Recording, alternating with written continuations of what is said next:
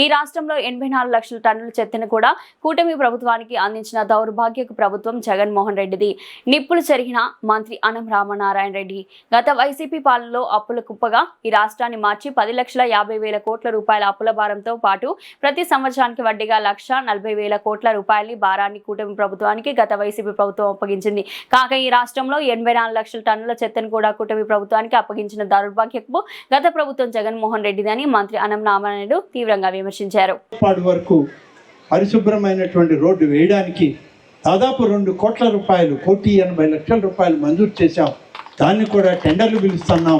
దాన్ని కూడా మీరు దగ్గర ఉండి మీ గ్రామాల్లో ఈ రోడ్లు మంచి రోడ్లు వేయించండి అని చెప్పి జనార్దన్ రెడ్డి మినిస్టర్ గారు చెప్పడం జరిగింది. మనం చాలామందికి రుణపడి ఉన్నాం. ఇవాళ నేను మీకు ఎలా రుణపడ్డాను, మీరు నేను అందరం కలిపి చాలామంది మంత్రులకు రుణపడి ఉన్నాం. భారతీయ జనతా పార్టీ నుంచి వచ్చినటువంటి medical and health minister Satyakumar Yadav గారు 27 లక్షల రూపాయలతో నిలిచిపోయినటువంటి ప్రాథమిక ఆరోగ్య కేంద్రానికి నిధులు ఇచ్చారు. అలాగే పవన్ కళ్యాణ్ గారు ఇప్పటికే 2,22,00,000 రూపాయలతో ఈరోజు సిమెంట్ రోడ్లు ఇవ్వడమే కాదు, R&B మంత్రి గారు మరొక 1 కోటి రూపాయలు పైన ఇచ్చి ఇక్కడ బుచ్చిరెడ్డిపాలెం నుంచి మెయిన్ రోడ్డు అంతా కూడా పూర్తి చేయమన్నారు. అలాగే మరొక రోడ్డు మంజూరు కావాలని అడిగితే దాన్ని కూడా 1,04,40,00,000 అన్నారెడ్డిపాలెం రోడ్డుకి కనెక్షన్ వచ్చే విధంగా ఆ రోడ్డు నిర్మాణం. ఇలా ప్రతి గ్రామానికి మంచి రహదారి సౌకర్యం, త్రాగునీటి సౌకర్యం, మీ కుటుంబాల్లో పేదరికంలో బాధపడుతున్నామనే మాట లేకుండా మీకు సంక్షేమం, రైతులకు కావలసినటువంటి మరి ఇవాళ రైతులకి ఇస్తామన్న మాట ప్రకారం రైతులకి నిధులు ఇవ్వడం, ఎరువులు ఇవ్వడం, అలాగే రైతులు పండించినటువంటి ధాన్యం కూడా బయట మార్కెట్లో తక్కువ ధర పలికితే దానికి ధాన్యం కొనుగోలు కేంద్రాలు పెట్టి ప్రభుత్వం మద్దతు ధరకే కొంటామని చెప్పి ఇవాళ ప్రభుత్వం పండించినటువంటి పంటను కూడా కొనుగోలు చేసే కార్యక్రమాలు ఇవాళ జరుగుతున్నాయి. కాబట్టి ఇన్ని రకాలుగా సూపర్ 6 సూపర్ హిట్ అనేటువంటి ఒక నానుడితో ఇవాళ మీకు ఇచ్చిన వాగ్దానం ప్రతి ఒక్కటి నెరవేర్చుకున్నటువంటి కూటమి నాయకత్వం. ఇది ఎన్నికల ప్రణాళికని స్వచ్ఛందంగా అమలు చేసేటువంటి ప్రభుత్వంగా ఇవాళ మన ప్రభుత్వం ఉంది అని చెప్పి మీ అందరికీ తెలియజేస్తూ, మిగిలినటువంటి నేను చెప్పిన పనులు కూడా మీకు అందించి ఆ పనులను కూడా మీకు త్వరలోనే మరొక 5-6 మాసాల్లో మళ్ళీ ఇక్కడికి వచ్చి ఆ పనులు కూడా ప్రారంభిస్తాను. మరొక చెప్పాల్సినటువంటి బాధ్యత మా మీద ఉంది. ఇచ్చాం యువతకు ఉద్యోగాలు గడిచిన వైఎస్ఆర్సీపీ ప్రభుత్వంలో 5 సంవత్సరాల కాలం ఒక్కరికి ఉద్యోగం ఇచ్చినటువంటి పాపాన్ని పోలేదు. అందుకనే ఉద్యోగాలు మనం ఇస్తాం, జాబ్ క్యాలెండర్ ఇస్తాం. జాబ్ క్యాలెండర్ ఇచ్చి ప్రతి సంవత్సరం ప్రభుత్వ ఉద్యోగాలను భర్తీ చేస్తామని చెప్పి హామీ ఇస్తే 16,000 మంది టీచర్ పోస్టు ఖాళీలు ఉన్నాయి గడిచిన 8-9 సంవత్సరాలు. వాటన్నిటికీ పరీక్ష పెట్టి ఎంపిక చేసి అందరినీ కూర్చోబెట్టి మీకు ఎక్కడ ఖాళీ ఉంటే అక్కడ మీకు ఉద్యోగాలు ఇస్తున్నాం, 16,000 మంది మీరు వెళ్ళి ఉద్యోగాలు చేయండి అని చెప్తే అందరు టీచర్లని ఇవాళ ఏ టీచర్లు అయితే బడుల్లో టీచర్లు లేకుండా ఉన్నాయో ఆ బడులకి టీచర్లను వేయడం జరిగింది. మీ బిడ్డలకు మంచి భవిష్యత్తుని, మంచి విద్యని అందించే కార్యక్రమం చేయడం జరిగింది. అలాగే పోలీస్ కానిస్టేబుల్స్ దాదాపుగా 5,000 మందికి పోలీస్ కానిస్టేబుల్ ఉద్యోగాలు 5,757 ఉద్యోగాలు ఖాళీ ఉంటే వాటన్నిటికి కూడా పరీక్షలు పెట్టి సెలక్షన్లు చేసి 5,757 మంది కానిస్టేబుల్ ఉద్యోగాలు కూడా భర్తీ చేసి ఇవాళ మీ భద్రత కోసం, మీ రక్షణ కోసం, అలాగే ఈనాడు రక్షకులుగా మనందరికీ తోడుగా కానిస్టేబుల్ ఉద్యోగాలను కూడా భర్తీ చేసినటువంటి ప్రభుత్వం ఈ ప్రభుత్వం. దాదాపుగా ఇవాళ అంగన్వాడీ కార్యకర్తలు, అలాగే రోడ్లు, అనేక రకాలుగా కార్యక్రమాల్ని ఇవాళ చేస్తూ వస్తున్నాం. ఇవన్నీ మనం చేస్తూ ఉంటే ఇంకొక బాధ్యత గ్రామం. ఈ గ్రామం అనాదిగా అనేక ప్రాంతాల నుంచి, అనేక గ్రామాల నుంచి, వివిధ రకాలైనటువంటి వర్గాల నుంచి ఇది ఏర్పడ్డటువంటి గ్రామం. దాదాపు 25-30 సంవత్సరాల క్రితం అయితే ఈ జెండా దెబ్బ అనేది ఒక చిన్న కుగ్రామం. దీనికి అంత పెద్ద రోడ్లు కానీ, త్రాగునీటి కార్యక్రమాలు కానీ, బుచ్చిరెడ్డిపాళెం పోవాలన్నా పొలాల మీద, పొలం గట్ల మీద నడిచిపోయేటువంటి సందర్భాలు నాకు గుర్తున్నాయి. అటువంటి జెండా దెబ్బ ఇవాళ ఒక పెద్ద మేజర్ గ్రామ పంచాయతీగా ఏర్పడ్డది. అనేక ప్రాంతాల నుంచి ఇక్కడికి వచ్చారు. ఒక ఊరు కాదు, ఒక మండలం కాదు, ఒక జిల్లా కాదు, బయట జిల్లాల వాళ్ళు కూడా ఇక్కడే స్థిర నివాసం ఏర్పరచుకొని ఉన్నారు.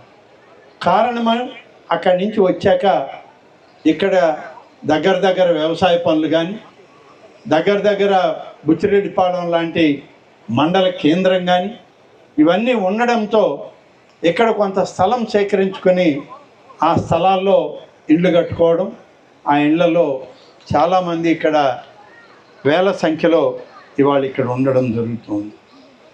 కాబట్టి ఈరోజు ఈ జెండా దెబ్బ అనేటువంటిది ఒక మేజర్ పంచాయతీగా సంగం మండలంలో రూపుదిద్దుకోబడింది. వేదిక మీద ఉన్నటువంటి పెద్దలు, అధికారులు, వేదిక ముందున్నటువంటి అధికారులు, పాత్రికేయ మిత్రులు, ఈ యొక్క సమావేశంలో ఉన్నటువంటి అక్కజెల్లెమ్మలకు, అన్నదమ్ములకి, అందరికీ తెలుగుదేశం పార్టీ, కూటమి పార్టీలు అయినటువంటి భారతీయ జనతా పార్టీ, జనసేన పార్టీ నాయకులకు, కార్యకర్తలకు అందరికీ పేరు పేరున ప్రత్యేక అభివందనాలను తెలియజేసుకుంటా ఉన్నారు. చేనేత కార్మికులకి మేము మరమగ్గాలు ఉంటే, అంటే కరెంటు మీద మగ్గాలు కానీ ఉంటే వాళ్ళకి ఉచిత కరెంట్ ఇస్తామన్నా. లేదు నేతన్నలు చేతి మగ్గాల్లో ఉంటే దానికి 200 యూనిట్ల కరెంటు. ఇవాళ దాన్ని నిన్నటి నుంచి బహుశా ఆదేశాలు ఇచ్చారు, ఇవాళ నుంచి మొదలవుతుంది. చేనేత కార్మికులు, చేనేత వస్త్రాలు నేసేవాళ్ళు ఎవరైనా ఉంటే కరెంటు మగ్గాల మీద కానీ మీరు మగ్గాలు పెట్టి నేస్తూ ఉంటే అధికారులు 500 యూనిట్ల వరకు మీకు ఉచిత కరెంటు మీ దగ్గర డబ్బు వసూలు చేయరు. చేతి మగ్గాలు ఉన్నటువంటి చేనేత కార్మికులకు 200 యూనిట్ల కరెంటు ఉచితంగా ఈ నెల 1వ తారీఖు నుంచి ఇవ్వడం జరుగుతుంది. ఇప్పటికే బహుశా 5-6 ఇక్కడ వాళ్ళు కూడా ఉన్నారు. వాళ్ళకి ఇక్కడ మీ చేతులతో ఆర్డర్ ఇవ్వాలని చెప్పారు. నాకు వచ్చారా? వాళ్ళకి కూడా ఇవాళ ఇస్తాం. అంటే ఇక్కడి నుంచి అందరికీ ఇవ్వడమే. కానీ తిరిగి మీరేమిస్తారు? 5 సంవత్సరాలకు ఒకసారి కూటమి నాయకత్వాన్ని బలపరచండి. ఎన్ని విధాలు మీకు తోడుగా ఉన్నటువంటి తెలుగుదేశం, బీజేపీ, జనసేన పార్టీల నాయకుల్ని ఆదరించండి, ఆశీర్వదించండి. చంద్రబాబు నాయుడు గారి ప్రభుత్వాన్ని దీవించండి. 5 సంవత్సరాల పొడుగున మీరిచ్చిన ఒక్క నోటు కోసం, ఆ ఒక్క ఓటుతో ఇవాళ అధికారంలోకి వచ్చిన కూటమి ప్రభుత్వం 5 సంవత్సరాలు మీకు చెప్పిన ప్రతి మాట నెరవేర్చుకుంటూ, చెప్పనివి కూడా చేస్తూ ఇవాళ మీ ముందుకు వస్తూ ఉంది. మీరెప్పుడు కూడా ఈ నాయకత్వాన్ని మర్చిపోరు. మీరు అండగా నిలబడండి, తోడుగా ఉండండి. అనేక సందర్భాల్లో చాలామంది వస్తారు. మనకు రాజధాని ఉందా? రాజధాని లేదు. జెండా దెబ్బ గ్రామానికి పంచాయతీ ఏదంటే మీరు చెప్తారు మా ఊరయ్యా, మా పంచాయతీ. బుచ్చిరెడ్డిపాళెం మండలానికి మండల కేంద్రం ఏదంటే బుచ్చిరెడ్డిపాళెం. సంగం మండలానికి మండల కేంద్రం ఏంటంటే సంగం గ్రామం. ఆంధ్రప్రదేశ్కి రాజధాని ఏంటంటే లేదు, వద్దంట. పోయిన వైఎస్ఆర్ కాంగ్రెస్ పార్టీ ప్రభుత్వం ఆయన ఒక రాజధానిలో పనిచేయలేము, 3 రాజధానులు అయితే బాగుంటుందని 3 ముక్కలు ఆటాడాడు మనతో. కర్నూలు అన్నాడు, అమరావతి అన్నాడు, విశాఖపట్నం అన్నాడు. అక్కడైనా ఏమన్నా చేశాడా అంటే మహానుభావుడు 700 కోట్ల రూపాయలు ఖర్చు పెట్టి విశాఖపట్నం సముద్ర తీరాన ఆయన ఉండడానికి ఒక ప్యాలెస్ కట్టుకున్నాడు ప్రభుత్వం డబ్బుతో. 700 కోట్లు పెడితే మన రాష్ట్రానికి ఒక సెక్రటరేటు, ఒక అసెంబ్లీ భవనం అన్నీ వస్తాయి. కానీ అవి చేయలే. విశాఖపట్నం సముద్ర తీరంలో ఆయన ఒక అధునాతనమైన భవనం ఆయన ఉండడానికి నిర్మించుకున్నాడు. కానీ పేరుకు 3 రాజధానులు అన్నాడు. ఒక్క పని కూడా చేయి. ఇవాళ కేంద్ర ప్రభుత్వం ముందుకొచ్చి సహకరించి రాష్ట్ర ప్రభుత్వం చేసే ప్రతి పనికి తోడుగా ఉండి అమరావతిని రాజధానిగా చేయడానికి మొన్న అసెంబ్లీలో బిల్లు పెట్టి పాస్ చేస్తే ఇవాళ రేపు కేంద్రంలో పార్లమెంట్లో అమరావతి ఆంధ్రప్రదేశ్ రాజధాని అని ఆ బిల్లు పాస్ కాబోతుంది. మనం కూడా మా రాష్ట్రానికి రాజధాని ఏది అంటే అమరావతి అని గుండెల మీద చేయి వేసుకొని మనం చెప్పొచ్చు, మన బిడ్డలు చెప్పొచ్చు, బయట దేశాల్లో కూడా మన వాళ్ళు ఎవరున్నా అమరావతి మా రాజధాని అని చెప్పుకోవచ్చు. కాబట్టి ఈ విధంగా ఈ ప్రభుత్వం పరిపాలన చేస్తూ ఉంది, పరిపాలన చేసింది. దయచేసి మీ అందరూ కూడా ప్రతి ఒక్కరూ మంచి ఆలోచనతో ఈ ప్రభుత్వానికి తోడుగా ఉండండి అని చెప్పి కోరుతూ సెలవు తీసుకుంటాను. జై హింద్. ఇస్తాం, జాబ్ క్యాలెండర్ ఇస్తాం. జాబ్ క్యాలెండర్ ఇచ్చి ప్రతి సంవత్సరం ప్రభుత్వ ఉద్యోగాలను భర్తీ చేస్తామని చెప్పి హామీ ఇస్తే 16,000 మంది టీచర్ పోస్టులు ఖాళీలు ఉన్నాయి గడిచిన 8-9 సంవత్సరాలు. వాటన్నిటికీ పరీక్ష పెట్టి ఎంపిక చేసి అందరినీ కూర్చోబెట్టి మీకు ఎక్కడ ఖాళీ ఉంటే అక్కడ మీకు ఉద్యోగాలు ఇస్తున్నాం, 16,000 మంది మీరు వెళ్ళి ఉద్యోగాలు చేయండి అని చెప్తే అందరు టీచర్లని ఇవాళ ఏ టీచర్లు అయితే బడుల్లో టీచర్లు లేకుండా ఉన్నాయో ఆ బడులకి టీచర్లను వేయడం జరిగింది. మీ బిడ్డలకి మంచి భవిష్యత్తుని మంచి విద్యని అందించే కార్యక్రమం చేయడం జరిగింది. అలాగే పోలీస్ కానిస్టేబుల్స్ దాదాపుగా 5,000 మందికి పోలీస్ కానిస్టేబుల్ ఉద్యోగాలు 5,757 ఉద్యోగాలు ఖాళీ ఉంటే వాటన్నిటికి కూడా పరీక్షలు పెట్టి సెలక్షన్లు చేసి 5,757 మంది కానిస్టేబుల్ ఉద్యోగాలు కూడా భర్తీ చేసి ఇవాళ మీ భద్రత కోసం, మీ రక్షణ కోసం, అలాగే ఈనాడు రక్షకులుగా మనందరికీ తోడుగా కానిస్టేబుల్ ఉద్యోగాలను కూడా భర్తీ చేసినటువంటి ప్రభుత్వం ఈ ప్రభుత్వం. దాదాపుగా ఇవాళ అంగన్వాడీ కార్యకర్తలు, అలాగే రోడ్లు, అనేక రకాలుగా కార్యక్రమాల్ని ఇవాళ చేస్తూ వస్తున్నాం. ఇవన్నీ మనం చేస్తూ ఉంటే ఇంకొక బాధ్యత పోయిన వైసీపీ ప్రభుత్వం మనకి ఇచ్చిపోయింది. 2 కార్యక్రమాలు ఇచ్చారు వాళ్ళు. ఏంటంటే మనకి వాళ్ళు పోతూ పోతూ ఈ ప్రభుత్వానికి ఇచ్చినటువంటి మొదటిది 10,50,000 కోట్ల రూపాయల అప్పు మనకు ఇచ్చిపోయారు. 10,50,000 కోట్ల రూపాయల అప్పు, 1 కాదు 2 కాదు. దానికి సంవత్సరానికి ఎంత వడ్డీ కట్టాలంటే 1,40,000 కోట్ల రూపాయలు వడ్డీ కట్టాలి బ్యాంకులు. ఇది వాళ్ళకి మనకి ఇచ్చినటువంటి బహుమానం. 5 సంవత్సరాలు ఆయన పరిపాలన చేసి దాదాపుగా 11 లక్షల కోట్ల రూపాయలు అప్పు ఇచ్చి ప్రతి సంవత్సరం ఈ అప్పు నువ్వు కట్టుకో, 1,40,000 కోట్ల రూపాయలు వడ్డీ కట్టుకో అని చెప్పి ఆ పెద్ద మనిషి ఈ ప్రభుత్వానికి అప్పచెప్పిపోయారు. మరి ఆయన రోడ్లు వేసాడా?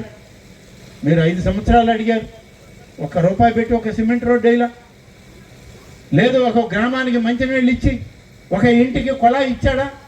ఇవ్వలేదు. మరి బళ్ళు లేవు. మరి పిల్లలకి చదువుకునే బిడ్డలుంటే ఒక బిడ్డకే ఇస్తాను, 2వ బిడ్డకి డబ్బు లేదన్నాడు. మరి రైతుకి 6,000 రూపాయలు 7,000 రూపాయలు ఇస్తానన్నాడు. మరి ఇవన్నీ మార్పు చేసి ఇవాళ ఉన్నటువంటి తెలుగుదేశం కూటమి ప్రభుత్వం చంద్రబాబు నాయుడు అధికారంలోకి వచ్చాక ఇన్ని రకాలుగా పెంచి ఇస్తున్నాం. వాళ్ళు ఇచ్చిన అప్పు కట్టుకుంటున్నాం, వాళ్ళు కట్టాల్సిన వడ్డీ మనమే కడుతున్నాం. కానీ మీకు ఇచ్చిన హామీ మేరకు ఈ ప్రభుత్వం పనిచేస్తాము. ఇన్ని రకాలుగా ఇబ్బందులు ఉన్నా ఇంకా ఒకటి వదిలిపెట్టిపోయాడు ఆయన, పోతా మీ గ్రామాల్లో కూడా ఉంటుంది. 84 లక్షల టన్నుల చెత్త ఇచ్చిపోయాడు ఈ రాష్ట్రంలో. 84 లక్షల టన్నులు, 1 కాదు 2 కాదు.